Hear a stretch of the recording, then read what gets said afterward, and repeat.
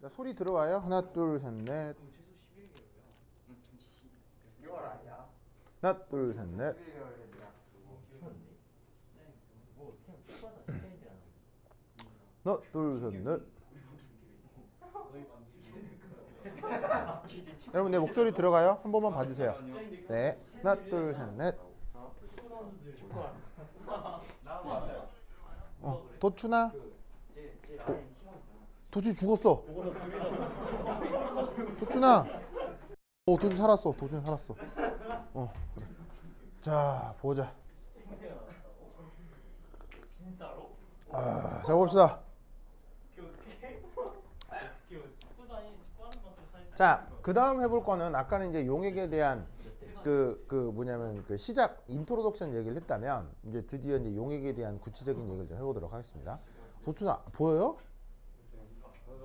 어느 정도 보여요? 진짜로요? 왜 안경을 뺏어 그래요? 아, 이상한 친구들 같으네요. 네. 자, 보자. 예찬이 가요. 예찬 빨리 들어줘요, 빨리. 방문하 시간이 없어.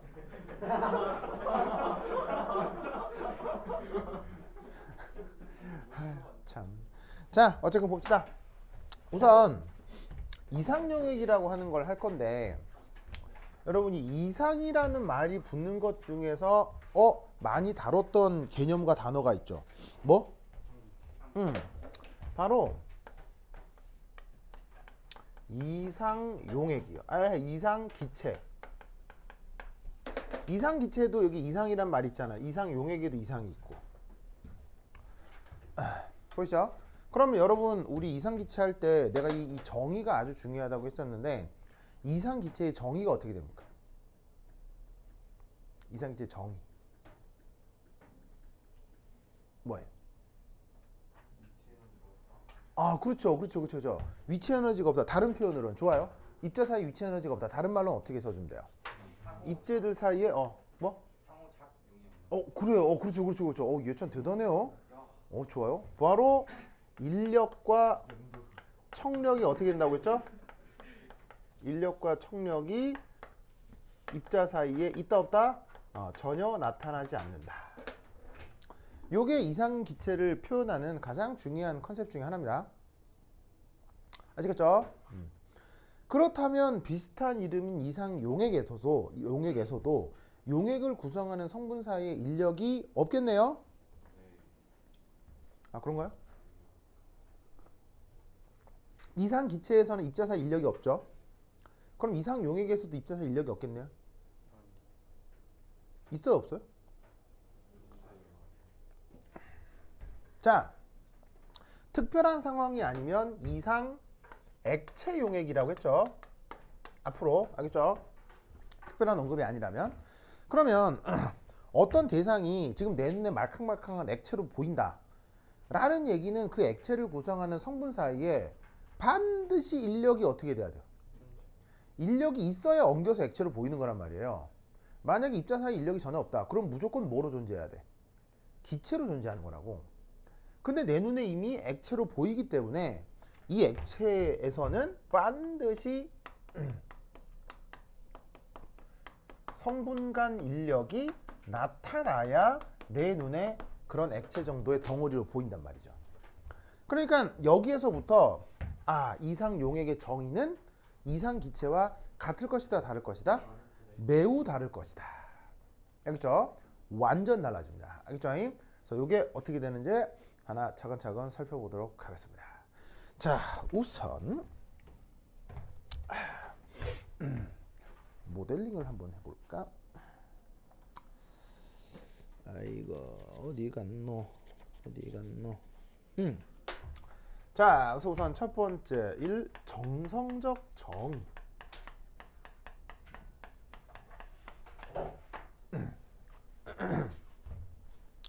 여기 이제 차후에 교재를 보시면 교재 영어로 돼 있거든요. 영어로. 그래서 영어를 내가 한번 쓱 읽어볼게요. 잘 못 읽어요.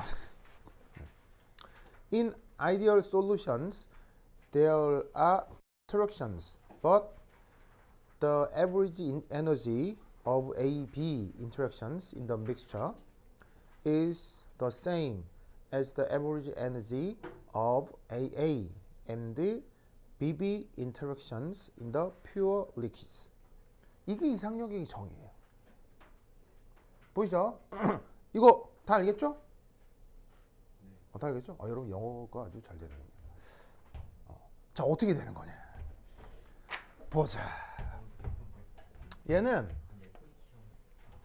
이겁니다. 용액을 구성했을 때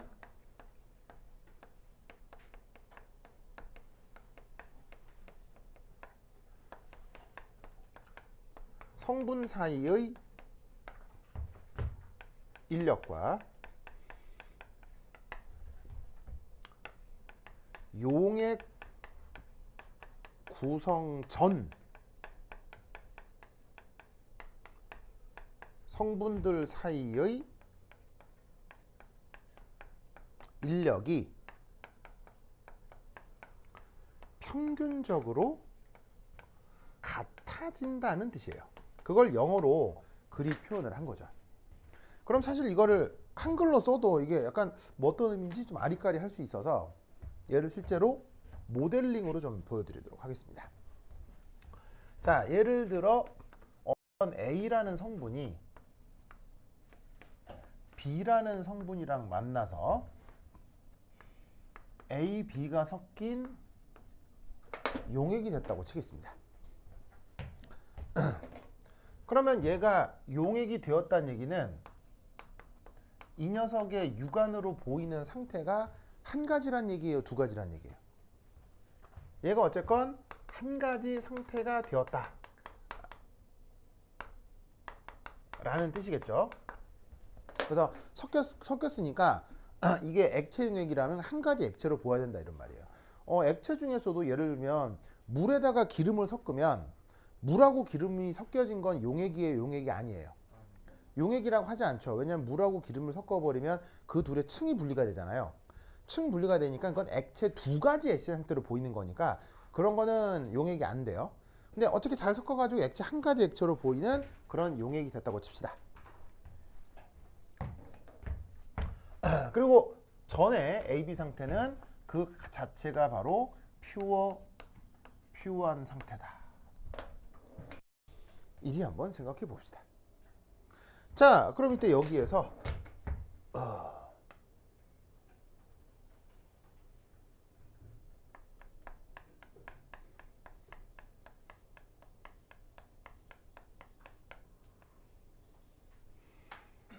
짜잔, 이게 퓨어한 A 액체의 상태고요. 그 다음 여기에 또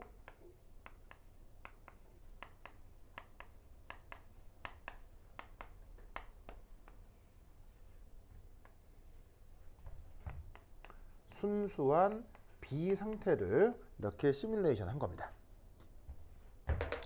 그러면 얘가 A가 됐건 B가 됐건 내 눈에 지금 액체로 보이기 때문에 분자간 인력은 나타난다, 안 나타난다? 분자간 인력은 무조건 나타난다고 했죠. 그래서 그걸 지금 여기서 이렇게 해갖고는 그 분자간 인력의 크기가 지금 A하고 A 사이에 100 정도가 나타난다라고 그냥 가상적으로 수치를 넣어 봅시다. 저기 단위가 뭐냐 그런 걸 생각할 필요도 없고 그냥 상대적인 수치가 A 분자와 A 분자 사이 인력을 한 100으로 정도로 잡아보자 이런 말이에요. 그렇다면 이 분자간 인력이 여기서 어떻게 되겠어요?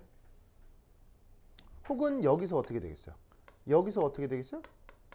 바로 어디서건 계속 다 100으로 나타나겠죠. 무슨 말 알겠죠? 그래서 순수한 상태에서는 분자간 인력이 항상 같게 나타나는 거예요. 왜냐하면 내 눈에 액체로 보일 정도면 이 분자가 여기 몇 개쯤 모여 있는 거예요. 아보가드로 수만큼 많이 모여 있는 거죠. 그럼 아보가드로 수는 몇 개쯤을 아보가드로 수라고 하는 거예요? 10의 23승계쯤을 아보가드로 수라고 하는 거죠. 그러면 10의 23승이 얼마나 많은 숫자냐? 이건 가늠을 못 할 정도로 큰 숫자란 말이에요. 그럼 이 말은 여기에 있는 이 A가 요 10의 23세끼만큼 모여있다는 얘기는 예를 들어서 줄을 세웠을 때 100만 번째 A 주변에도 계속 A만 있는 거고요. 1000만 번째 A 주변에도 계속 A만 있는 거예요. 즉 순물질 상태에서는 요 놈이 어느 위치 어디를 가건 그냥 주변에 계속 A만 계속 둘러싸고 있는 거예요. 그러다 보니까 모든 위치에서의 화학적인 상황이 다르다 똑같다 완전히 똑같다고 볼 수 있는 거죠. 아시겠죠? 물론 어디서는 약간 다를 수 있겠어요. 자, 모든 부분에서의 어떤 화학적 상황이 다 똑같다고 했었죠. 근데 물론 엄밀하게 따지면 어느 부분은 약간 달라질 수 있죠. 어디예요, 그게? 표면. 표면에서는 그 인력의 상황이 좀 달라질 수 있겠죠. 요거는 그 뭐냐면 표면 장력 할 때 얘기를 했었습니다.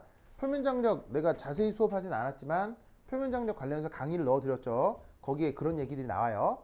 물론 이런 덩어리 액체에 대해서 표면은 대부분의 곳이에요. 표면은 일부예요. 표면은 아주 일부라서 그 효과가 아주 크진 않겠지만 뭐 여하튼 이런 식으로 순수한 상태에서는 분자간 인력이 다 같을 것이다. 알겠죠? 그러면 그것은 마찬가지로 여기에 있는 이 순수한 B에 대해서도 어떻게 되겠습니까? 마찬가지로 80, 80, 80 해가지고는 모든 상황에서 분자간 인력이 또 항상 같은 걸로 나타나겠죠. 무슨 말 나겠죠? 그래서 이때 얘를 편의상 계산을 좀 쉽게 하려고 1대1로 한번 혼합을 해보겠다 이런 말이에요. 자, 그럼 1대1로 혼합을 시키면 자, 어떻게 될 거냐? 이놈하고 이놈의 몰 분율을 똑같게 해서 그냥 섞어봤다고 치자 이런 말이에요. 그럼 여기서 1대1이니까 A, B, A, B, A, B, A, B 이런 식으로 막 섞이겠죠. 1대1이니까. 그죠? 그래서 얘를 지금 A와 B의 혼합 용액이라고 하겠습니다.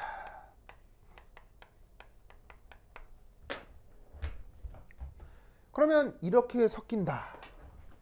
정말인가요? 정말 이렇게 섞이나요? 자, 액체와 기체는 그것을 구성하는 성분들이 그곳에 가만히 있어요. 막 자유롭게 움직일 수 있어요. 액체하고 기체는 성분들의 유동성이 있죠. 그래서 실제로 이렇게 그려놨어도 여기에 있는 A와 B는 어디서 움직이고 어디서 움직여 들어오고 그게 계속 왔다 갔다 그냥 동적으로 그냥 움직이고 있는 상황일 거라고요. 그럼에도 1대1로 섞였기 때문에 이 A하고 B가 사실은 알고 봤더니 외계인들인 거예요. 그래서 이 외계인들이 지능을 가지고 섞일 때 우리가 1대1로 섞일 때 너무 혼란스럽게 생기면 인간들이 우리를 파악할 때 어렵지 않겠니? 그래서 우리가 손에 손을 잡고 이렇게 정렬해서 섞여 있도록 하자 라고 했을까요? 무슨 말인지 알겠어요? 무슨 말인지 알겠어요? 이렇게 A, B, A, B, A, B 이렇게 섞여 있다 이렇게 절대 아니다? 뭐? 절대로 이렇게 정렬되어 섞여 있지 않는다 이런 말이야. 알겠어요? 왜냐면 A가 됐건 B가 됐건 자유로 움직일 수 있는 분자이기 때문에 얘네들은 그냥 어떻게 어디서는 A도 몇 번 나오고 어디서는 B도 나오고 막 랜덤하게 다 섞여 있는 거예요. 그래서 얘는 혼합 요격에서 아주 랜덤하게 섞여 있게 된다는 얘기예요.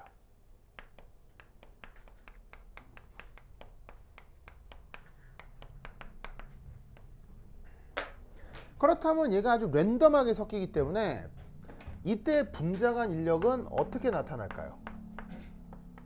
이 분자간 인력은 뭐 105,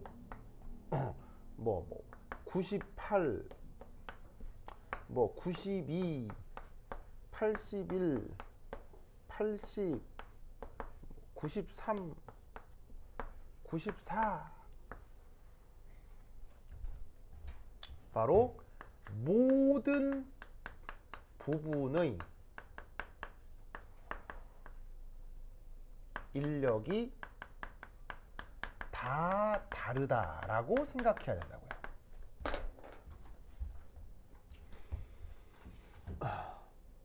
그래서 여러분 물에다가 알코올을 섞은 음료를 뭐라고 해요? 술이라고 하죠. 무슨 말 알겠어요? 그럼 술은 그냥 물에다가 알코올을 섞었구나. 그럼 물도 마시고 알코올도 마시면 그게 술이겠네. 이렇게 생각할 수 있지만 실제로 순수한 물과 순수한 알코올과 술의 각각의 화학적 상황은 다 같다 다 다르다? 완전히 달라지는 거예요. 알겠어요? 그러니까 우리가 단순히 그냥 뭘 섞어 놓은 거잖아 라고 얘기하지만 그걸 섞어 놨을 때 그것을 물리학적으로 시뮬레이션 하기는 굉장히 어렵다는 걸 알 수 있는 거죠. 무슨 말 알겠죠? 알겠죠? 그런데 이때 여기다가 이상한 생각을 하는 거예요. 어떻게? 여기에 있는 요 놈과 여기 있는 요 놈, 요 두 개를 평균해요. 1대1로 섞었다면. 그럼 지금 얼마겠어요? 90쯤 나오겠죠. 알겠죠? 그리고 이때 여기서 이 복잡 다단하게 나타나는 이 다양한 인력을 역시 또한 어떻게 돼? 평균했더니 만약 그것이 90이 된다면 이것은 뭐다? 이상 용액이라는 것을 알 수 있다 이런 말이에요. 이상 용액은 저렇게 정의해야 됩니다.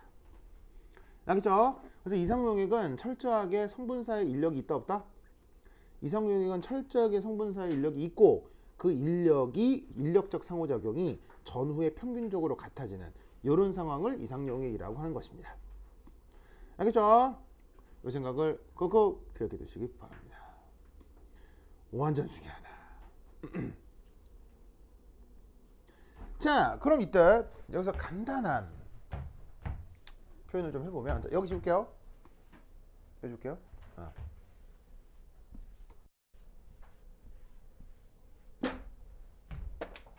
그래서 두 번째 이 용액은 용액을 형성하는 과정이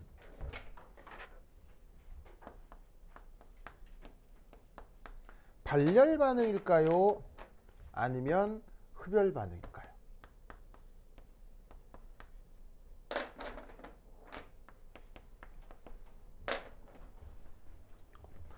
이렇게 되는 시뮬레이션 속에서는 이 용액을 형성하는 과정이 이상 용액은 발열 반응일까요? 아니면 흡열 반응일까요?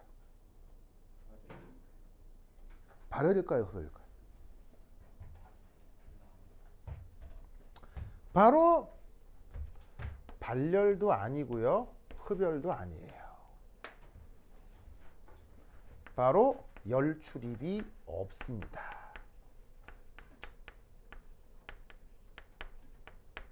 자, 발열은 언제 되는 거예요? 내가 가지고 있는 에너지를 내어놓으면서 내가 에너지 상태적으로 안정해지는 거죠. 흡열은 뭐냐면 외부에서 에너지를 받아서 내 상태가 불안정해지는 거죠. 근데 얘는 전후가 평균적으로 달라요, 같아요? 전후가 평균적으로 같기 때문에 전후의 에너지적인 차이가 없는 거예요. 그러니까 이상 용액을 만드는 과정은 발열이다, 흡열이다? 바로 발열도 아니고 흡열도 아니라는 얘기죠. 그래서 이 상황을 이렇게 연력학적인 함수인 엔탈피로 표현을 할 때 이 과정의 엔탈피 변화는 0이다. 이렇게 생각을 하셔야 됩니다. 아시겠죠? 그래서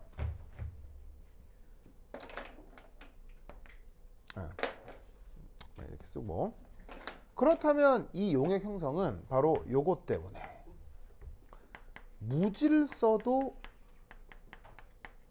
증가가 바로 이러한 용액 형성의 원동력이 되는 겁니다.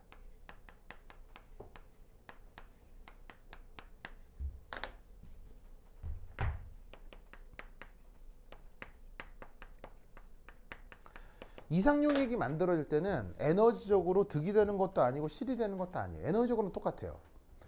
그럼에도 성분들을 섞어서 용액이 잘 만들어지는 경우가 있는데 그건 바로 순수하게 존재하고 있던 것들이 섞이게 되면서 무질소도와 존재 확률이 증가하면서 이런 녀석들이 자발적으로 형성이 될 수 있어요. 그래서 물론 요거는 나중에 연력학 부분에서 조금 더 자세히 다룰 부분이긴 한데 이 용액 형성에서는 저렇게 물리적인 분석을 한다는 얘기예요. 이게 이상 용액이라면 발열 반응도 아니고 흡열 반응도 아니지만 무질소도가 증가하기 때문에 섞였을 때 잘 뭐 용액 형성이 된다. 이런 식의 이제 해석을 하게 되거든. 그래서 요거를 꼭 기억해 두시기 바랍니다. 그 다음 네 번째, 이런 식 이상 용액을 만들어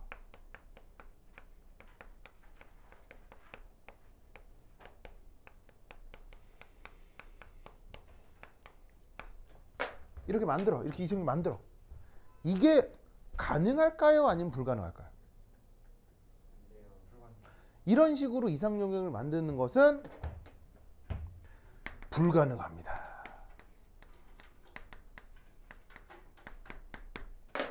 왜 불가능하냐? 여러분 아까도 얘기했지만 내 눈에 덩어리로 보일 정도면 입자가 몇 개쯤 있는 거라고요? 아보가드로 수만큼 많은 거라고 했죠. 그러면 여기서 나타나는 서로 다른 상호작용은 아보가드로 수 개수보다도 훨씬 많은 상호작용들이 나타날 거 아니에요. 무슨 말 알겠어요? 상호작용은 다양하게 할 수 있으니까. 그럼 데이터 셀 수가 아보가드로 수만 해. 근데 그걸 평균을 해. 그랬더니 기존에 있는 데이터랑 딱 들어맞아. 이 가능하겠어요? 불가능하겠어요? 아니다. 여러분 혹시 윈도우에 달려있는 건 아니고 하여튼 그 프로그램 중에 엑셀이라는 프로그램 알죠? 그 엑셀로 대용량의 계산을 한꺼번에 할 수 있는 거 아시죠? 그래서 왜 그 엑셀에다가 그 셀에다가 1, 2, 3, 4 넣고 이렇게 드래그 해가지고 쭉 당기면 1, 2, 3, 4 한 다음에 4, 5, 6, 7, 8, 9, 10 해서 쭉 숫자가 막 생성되고 막 그런 거 있잖아요. 그것도 쭉 당겨가지고요. 숫자 한 1000까지는 이게 금방금방 되거든요.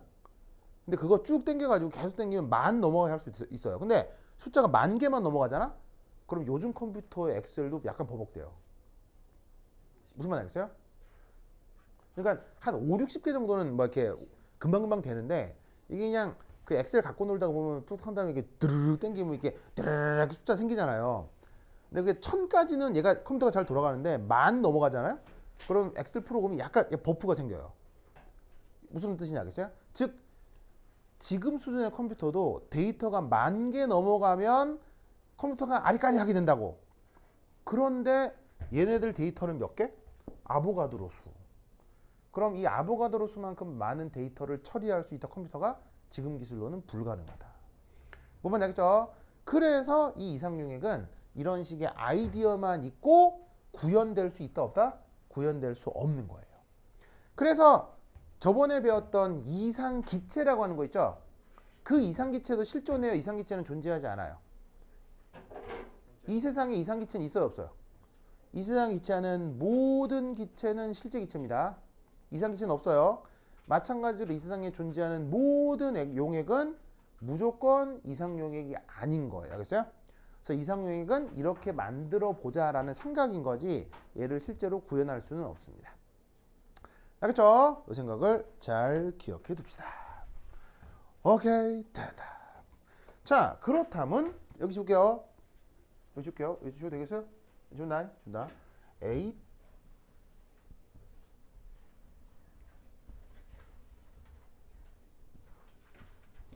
자, 아까 4 했으니까 이제 5.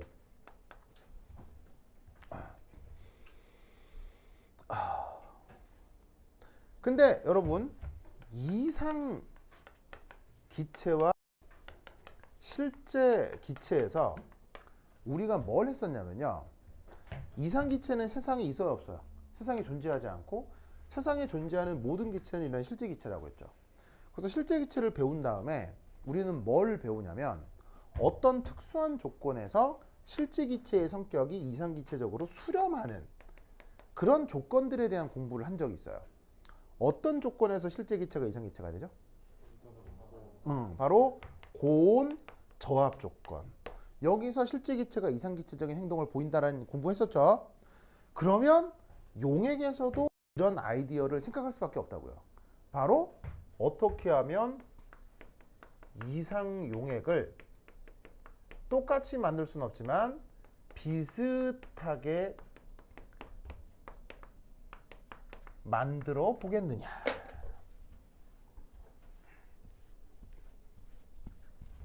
이상 기체는 실제 기체를 고온 저압 조건에서 이 뭐냐면 실험을 하면 된다고 했는데, 이상 용액은 어떻게 하면, 이게 보기에 특별한 거 아니고 그냥 액체 용액이라고 하면, 이상 용액은 어떻게 하면 뭐냐면 실제 용액으로부터 구현을 해낼 수가 있을까요? 어떻게 하면 될까요? 어떻게 하면 될까요? 이상 용액 비슷하게 구현하기. 비슷한 것끼리 생긴다. 이 차이는 아주 그냥 이게 굉장히 뭔가 동작이 빠른 것 같아요. 뭐냐? 이겁니다. 비슷한 것끼리 섞습니다.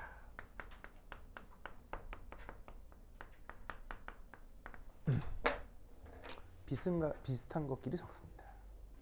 자, 이게 무슨 말이냐면, 자 보세요.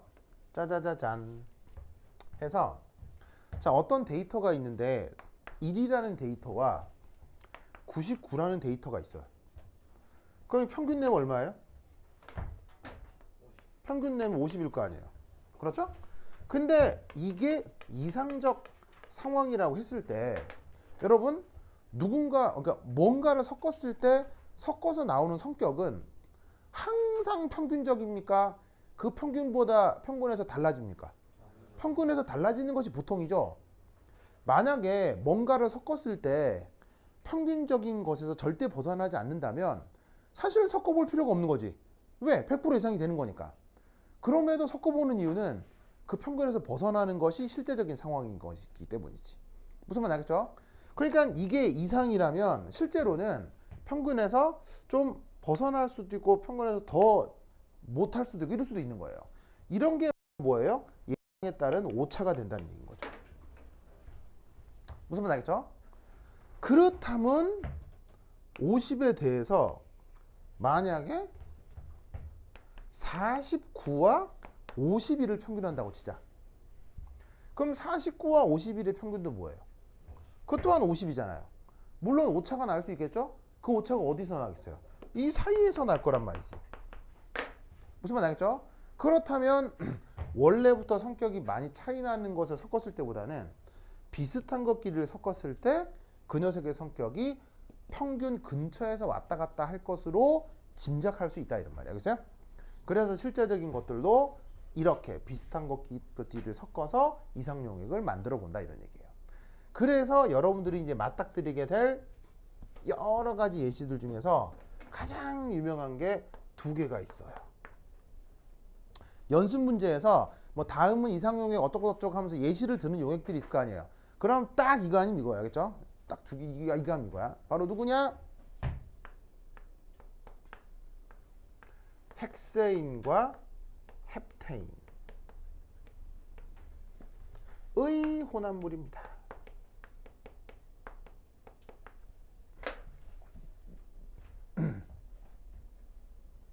이게 가장 많이 나옵니다. 헥세인과 헵테인의 혼합물. 그럼 헥세인이 뭐고 헵테인이 뭐냐? 헥세인은 탄소 6개, 수소 14개로 되어 있는 분자고요.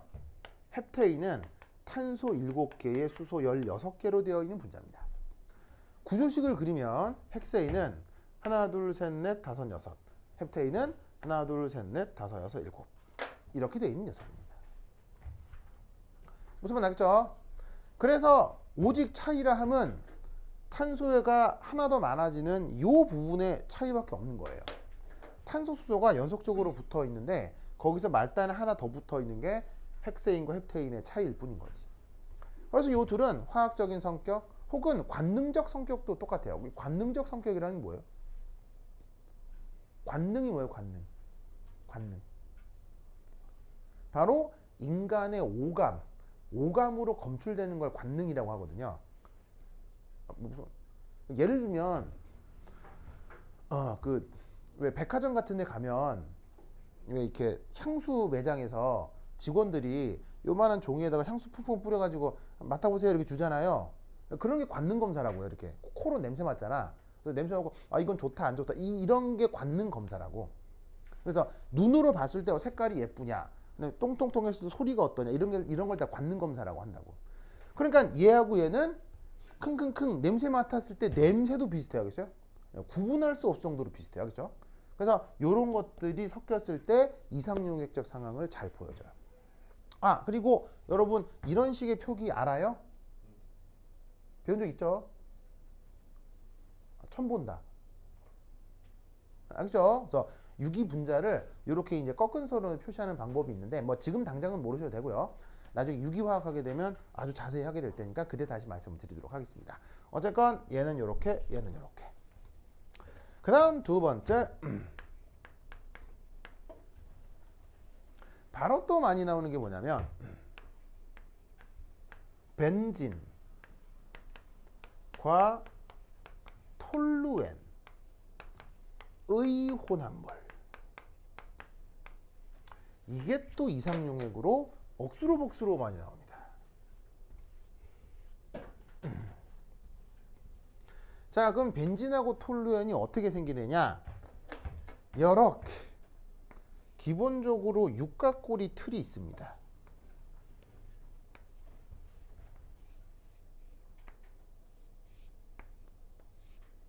그 육각고리 틀의 각각의 탄소에 수소가 계속 붙어 있는 걸 벤진이라고 한다면 어느 한 자리가 수소 대신 탄소로 치환되어 있는 요걸 톨루엔이라고 합니다.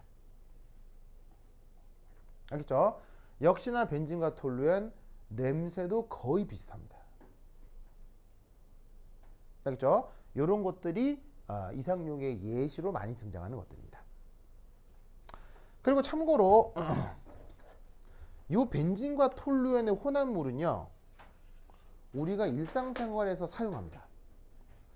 일상생활에서 사용하기 때문에 여러분들은 저 벤진과 톨루엔의 냄새를 맡아본 적이 있습니다. 정확하게는 저 혼합물의 냄새예요. 어디서 나는 냄새일까요? 여러분은 저 냄새를 무조건 맡아봤습니다. 벤진과 톨루엔의 혼합물 냄새. 묘하게 휘발성인 저 냄새. 그 냄새가 바로 세탁소 냄새입니다. 그럼 세탁소 알죠? 왜 집에서 하기 좀 곤란한 특수한 그 빨래들을 하는 곳 세탁소인데, 세탁소에 들어가면 뭔가 독특한 휘발성 냄새가 있죠. 이게 뭐 딱히 불쾌하다 이건 아니고요. 좀 독특한 냄새 있잖아요. 불쾌한 냄새라기보다는 그냥 좀 희한한 냄새가 난다 그런 게 있잖아요. 그게 바로 벤진과 톨루엔 혼합물 냄새입니다. 그걸 세탁소에서 어디에 쓸까요? 드라이 클리닝. 왜 세탁소에 드라이 한다고 하잖아요. 물빨래 어려운 섬유들 같은 경우 세탁소에 가서 특수하게 세탁해 오죠. 그때 세탁소에서 찾아온 그 옷에 냄새 맡은 뭔가 킁킁킁한 냄새가 나거든요. 그게 바로 벤진과 톨루엔 혼합물 냄새입니다. 드라이 클린이라는 게 뭐냐면 이 특수 섬유들, 보통 이 모라고 하는 단백질계 섬유들인데 그런 것들을 물이 아니라 요런 곳에 담그는 거예요. 그럼 그 안에 있는 때들이 이제 추출해서 빠져나오는 거지. 그래서 드라이 클리닝이 끝난 옷에는 벤진과 톨루엔이 일부 묻어 있습니다. 말려서 오긴 하지만, 증발시켜 오긴 하지만 그래도 일부는 묻어 있기 때문에 그게 집에 가져왔을 때 독특한 냄새가 나는 거예요. 그래서 세탁소에서 가져온 옷은 어떻게 하는 게 좋냐면 빨리 비닐을 비닐 이렇게 포장해 줘 주시잖아요. 집에 와서 빨리 비닐을 벗겨서 이 환기가 잘 되는 곳에서 조금 더 오래 걸어두고 말려 두셔야 돼요. 그래야 여전히 남아있는 벤진과 톨루엔이 증발되는 거예요. 알겠죠? 벤진과 톨루엔이 증발되지 않으면 어떻게 되냐면 우선 벤진과 톨루엔 자체가 발암 물질이에요. 그렇게 썩 좋지가 않아요. 알겠죠? 예, 그러니까 이제 물론 뭐 이렇게 어떻게 해야 발암이 되냐면 이렇게 벤진과 톨루엔을 예를 들면 이렇게 꾹꾹 먹었어. 그럼 큰일 나고요. 그 정도 돼야 아주 큰일이 나는 거고, 꿀꿀꿀 먹지 않은 그런 게 아니면 아주 심각하진 않으니까 세탁소에서도 쓰는 건 맞지만 그래도 얘네들이 발암 물질인지라 조금 접촉을 피하는 건 좋겠죠. 알겠죠? 알겠죠? 그리고 또 하나는 얘네들이 옷감에 묻어 있으면요, 이 벤진과 톨루엔이 그 모의 섬유 단백질 성분을 녹여요. 녹여서 떨어뜨려내요. 그래서 벤진과 톨루엔이 옷감에 오래 묻어 있으면 옷감이 상할 수가 있어요. 옷에 힘이, 왜 새 옷하고 헌옷 느낌이 다르잖아요. 새 옷을 딱 사면 이렇게 뭔가 그 원단에서 빳빳한 힘이 느껴지잖아. 근데 그게 옷을 입고 입으면 이게 옷이 푸지그리해지잖아. 예, 그게 뭐냐면은 그 섬유의 일부가 녹아 나와서 그러는 거예요. 세탁 과정 중에서. 아시겠죠? 그래서 이제 드라이 클리닝은 사실은 자주 하지 않는 게 좋습니다. 옷감을 상하게 할 수 있어요. 뭐 여하튼 아시겠죠? 그래서 이런 것들을 여러분들이 이제 실생활에서 많이 본 적이 있을 것이다. 오케이, 됐다. 자, 이제 그 다음 3. 3 해볼까? 3. 좋아. 3. 3이 아니고 6. 자, 이제 그 다음 뭐 해야 되느냐. 바로 그 유명한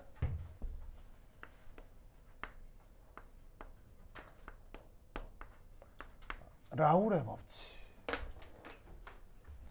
이걸 한번 해보도록 하겠습니다. 이 라울 이 사람이 내가 알기로 이탈리아 사람인가? 아 프랑스 사람. 프랑스 사람인 것 같아요. 에이 몰라 유럽 사람 알겠죠? 네 하여튼 그렇다. 네. 비영어권 유럽 사람. 네, 네. 정확히 프랑스 같아요. 하여튼 알겠죠? 그래서 철자가 좀 묘해요, 알겠죠? 철자가 이게 영어식 표기가 아니라는 거 알겠죠? 그래서 이제 이렇게 쓰고 이 뭐냐면은 읽을 때는 라울 알겠죠? 여러분 잘 모르겠지만 한 세대를 풍미했던 축구 선수 중에 스페인 선수 중에 라울이라는 선수가 있었어요. 축구 좋아하는 사람 알 텐데 2000년 초반에 엄청나게 그 인기 있었던 선수거든요.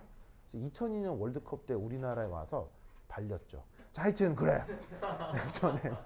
아주 유명한 선수. 그 라울이 뛰었습니다. 라울이 뛴 스페인과 우리가 해갖고 이겼죠. 예. 그 무슨 말이야? 그러니까 예. 아, 진짜. 2002년에 월드컵 했던 거 아시는 사람? 알아? 예찬. 2002년에 뭐 했어요? 2002년에 뭐 했어요?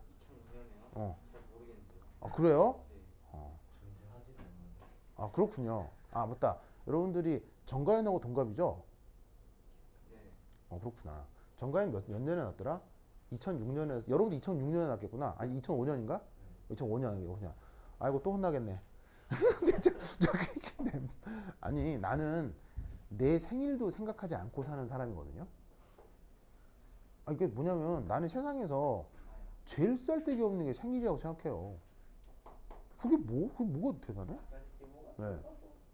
뭐냐면 생일이라는 게 뭐냐면 처음 우주적 관점의 어떤 한 시각일 뿐이잖아요. 그 시각은 순환을 통해서 계속 다시 오는 거고. 그리고 순환이 또 명백하지도 않아. 왜냐하면 태양도 고정돼 있어요. 태양도 움직여요. 태양도 움직이거든. 그럼 이 태양이 우주의 어느 중심으로 또 순환하는지 지금 알아 몰라? 아마 모를걸? 아나? 그것도 알아. 그 태양을 포함한 이 은하계도 막 움직이지. 무슨 말인지 알겠어요? 그러면 우리가 1년이라고 하는 게 어느 순간에 와도 그게 1년 전에 1년 그 자리인지 인지 아닌지 알 수 방법이 없어. 무슨 말인지 알겠어요?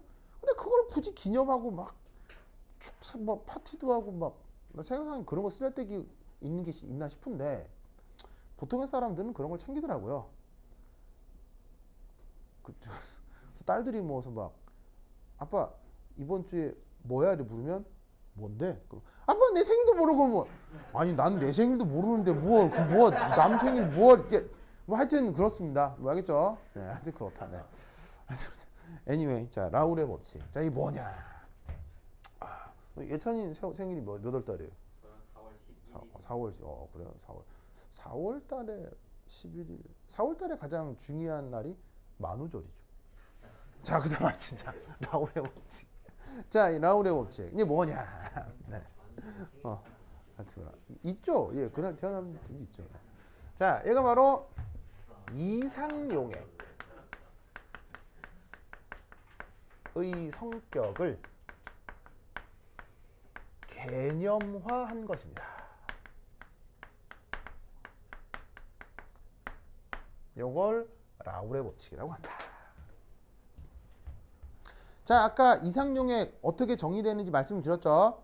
뭐 섞었을 때 뭐 인력이 있는데 인력이 여기는 100이고 80인데 여기서는 90이 되면 이상 이런 얘기 했잖아요. 그렇다면 그 이상용액의 성격을 단어 하나로 압축한다면 뭐예요? 아까 그 정의에서 내가 막 그림도 그리고 장황하게 얘기했잖아요. 그럼 그게 너무 설명이 길어. 그럼 단어 하나로 압축한다. 그럼 뭐예요? 이상용의 성격. 단어 하나로 딱 꼽는다면 그게 뭐예요? 어? 크게요? 균일. 균일하다라는 표현이 이건 또 지금 다른 얘기인데 이제 우리가 도춘이가 갑자기 얘기했고 균일이 무슨 말이에요? 영어로 뭐 영어로 뭐 영어로 뭐요 균일이? 왜 균일하다 혹은 불균일하다 이런 말 있잖아요. 영어로는 호모지니어스, 지니어스, 헤테로지니어스 이렇게 쓴단 말이에요.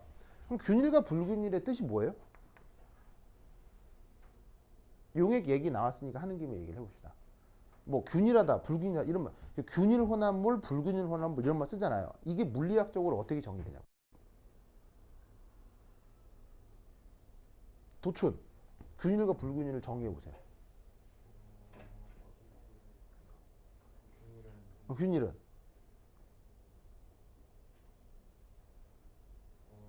어디에서나 그 모든 곳에서의 조성이 똑같은 거라고 얘기하고 싶죠. 딱 걸렸어요? 그렇죠? 자, 그러면 대표적으로 소금물. 여기서도 소금물이, 여기서 소금물이니까는 다 용액. 이렇게 얘기를 하겠죠. 근데 소금물을 딱 들어가면 어디는 Cl-, 어디는 Na+ 있을 거 아니에요. 그리고 Na+ 들어가면 어디는 전자 있을 거고 어디는 원자가 있을 거 아니에요. 그럼 과연 균일하다는 게 뭐냐고요. 그렇게 따지면은 조성이 같은 곳은 사실은 없어요. 다 다른 거예요. 그렇죠? 바로 균일과 불균일의 물리학적인 정의는 바로 이겁니다. 균일은 상경계가 없는 걸 균일이라고 하는 거예요. 그렇다면 불균일은 상경계가 있는 걸 불균일이라고 하는 거예요. 무슨 말 알겠죠? 철저하게 균일과 불균일은 어떤 수단으로 구분이 된다? 수단. 상경계가 있다 없다는 생각이고 이 생각을 만드는 수단. 바로 눈이요. 아니 이건 물이고 기름인데 상경계가 있네. 이걸 무슨 수단으로 아냐고요. 내가 눈으로 보고 아는 거지. 이건 소금물인데 아무리 봐도 구분이 안 된다. 뭐로 그렇게 생각하냐고요. 눈으로 봐서 아는 거지. 즉 균일과 불균일은 현미경이나 수학적으로 구분되는 개념이 아니고 뭐로 구분되는 개념이라고요? 눈. 알겠죠? 눈. 꼭 기억해 두셔야 돼요. 알겠죠? 눈. 그래서 인간의 눈은 중요하다 안 중요하다? 엄청 중요하다. 그리고 이 인간의 눈으로부터 만들어진 학문체계를 뭐라고 한다? 인간의 눈으로 만들어진 학문체계. 그게 과학이에요. 알겠어요? 그게 자연과학이라고. 무슨 말이냐면 솔직히 말씀드리면 뭐 하나님이나 알라신이나 보여 안 보여? 안 보이잖아. 근데 이런 물질체계 움직임 눈에 보여 안 보여? 보이잖아. 뭐 달 보여 안 보여? 보이잖아. 그 보이는 것에 대한 개념화가 그게 바로 자연과학이라고. 무슨 말 나겠죠? 그 자연과학이 드디어 요즘 어떻게 됩니까? 그 자연과학이 드디어 요즘 신을 대신하고 있습니다. 네. 뭐가 나갔다고요? 한 명 나갔다고요? 한 명밖에 안 듣고 있으면 한 명밖에 안 했다고요? 나갔는데 한 명 나갔어. 진짜로요? 쌤 이거 출석 체크하라고 하죠. 아 진짜 여기 다 기록돼요. 예, 다, 예. 누가 소개시켜볼게요? 예, 여기 다 기록돼요. 아 모르는구나. 네이버 밴드는 저기다 기록돼요. 들어가면 그 클릭하면요 누가 몇 프로 들어오는지 다 나와요. 이걸로 네이버 밴드를 하는 이유가 있어요. 그 네이버 밴드는 들어와서 클릭하면은 그 해당 강의를 누가 몇 프로 봤는지 다 나와요. 네. 빼도 박도 못해요. 알겠죠? 빼박 캔트. 알겠죠? 여러분 과학하면 신하고 좀 반대 느낌 아니에요? 근데 놀랍게도 이 과학이 신을 대신하고 있는 거 알겠어요?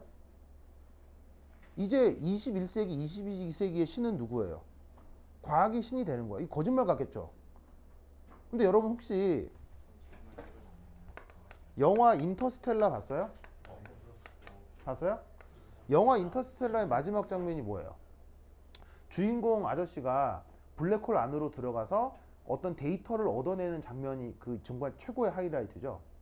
근데 블랙홀 안으로 들어가서 데이터를 얻게 해주는 그 누가 그렇게 데이터를 얻게 해줘요?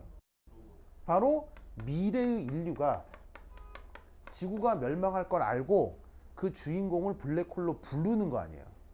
그래서 미래의 인류가 그 주인공을 블랙홀 안으로 들어와서 거기서 이렇게 막 뭐 줄을 팅팅팅팅팅팅 해갖고 이제 데이터를 얻는 장면이 나오잖아요. 그래갖고 미래의 인류랑 소통을 하면서 이제 전 인류가 구해져 이런 거 아니야. 그럼 생각해봐. 인류인데 과학이 이빠이 발전했어. 그래갖고는 막 블랙홀도 제어하고 시간 여행도 해가지고는 후손한테 연락도 해. 이게 뭐냐고. 신이지 뭐야. 이게 신이지 뭐야. 무슨 말 하는지 알겠어요? 무슨 말인지 알겠어요? 그러니까 무슨 말이냐면 진짜로 신이 있냐 없냐를 얘기하겠다는 게 아니고 인간이 생각하는 신이라는 대상을 이제 하나님이나 알라나 부처님에서 찾는 게 아니고 이제 인간은 그걸 어디서? 사이언스에서 찾고 있다 이런 말이에요. 무슨 말이야? 그게 진짜로 그렇게 될지 안 될지 모르겠는데 그런 현상들이 지금 나타나고 있다 이런 말이죠. 무슨 말인지 알겠죠? 그러니까 여러분들이 지금 과학을 하는 건 중세시대에서 신학을 공부하는 거랑 똑같은 거야 지금. 알겠어요? 그러니까 여러분들은 뭐냐면 앞으로 중세시대의 최고 권력자가 뭐야? 바로 승려들이지. 그 뭐냐면 종교인들이 중세시대의 최고 권력자지. 여러분들이 앞으로 미래의 그런 종교인들이 되는 거예요. 알겠죠? 하여튼 그런 상황이다. 알겠죠? 예찬 알겠죠? 그래. 예찬 이제 종교 바꾸는 게 어때? 갈아타 이제. 저 언젠가 네. 하여튼 그렇다. 네. 하여튼 그렇다. 네. 네. 자 봅시다. 아까 얘기했죠. 이상용에게 성격 뭐야? 내가 막 그림을 셌는데 자 이상용에게 성격 한 단어로 축약하면 균일은 아니고 뭐? 바로 라울이요. 라울은 사람 이름이고요. 자 이상용에게 성격 바로 에브리지요. 우리말로 평균. 자 생각해봐. 평균이라고 하는 그 아이디어는 굉장히 어려운 거예요. 뭐 아무것도 아니에요. 아무것도 아니잖아. 숫자 다 더해가지고 n으로 나누는 거 그게 그잖아. 무슨 말 알겠죠? 알겠죠? 그런데 그 간단한 수리적인 테크닉으로 용액의 성격을 설명할 수 있다. 그런 걸 이상용액이라고 한다. 하기 때문에 이상용액의 가장 중요한 성격이 바로 average. 아시겠어요? 그걸 이 average를 자 개념화를 다른 말로 뭐라고 하면 될까요? 개념화를 다른 말로. 개념화를 다른 말로? 수식화요. 수식으로 만들어진 게 개념화의 가장 극단에 있는 거예요. 여러분들이 물리 시간이나 뭐 수학 시간이나 여러 가지 공식이나 수식을 보잖아요. 그게 인간의 개념화의 극단을 보고 있는 거예요. 무슨 말 알겠죠? 자, 예를 들면 말을 여러분 안녕하세요, 반가워요, 하이 뭐 이렇게 말을 막 하는 이런 걸 산문이라고 하죠. 그럼 이 산문을 축약해서 만들어 놓은 최소의 의미가 뭐예요? 그 최소의 의미의 예술 형식을 그걸 시라고 하잖아요. 즉 인간의 말을 가장 극단적으로 축약하고 개념화했기 때문에 가장 핵심만 모아놓은 거 그게 시죠. 무슨 말 알겠어요? 그렇다면 개념화로 이루어진 우리의 자연과학은 바로 또 하나의 시다. 너무 멋있어요. 자 보자. 어쨌건 그래서 이 양반이 무슨 얘기를 했느냐. 자, 첫 번째 이 라우리 법칙과 관련된 모델링. 어떻게 어떤 그 일반화를 좀 시키겠는지 한번 살펴보겠다는 얘기입니다. 지금 몇 시죠? 아 그래요? 그렇다면 또 한 10분 쉬었다 해보도록 하겠습니다. 화장실 갔다 오세요.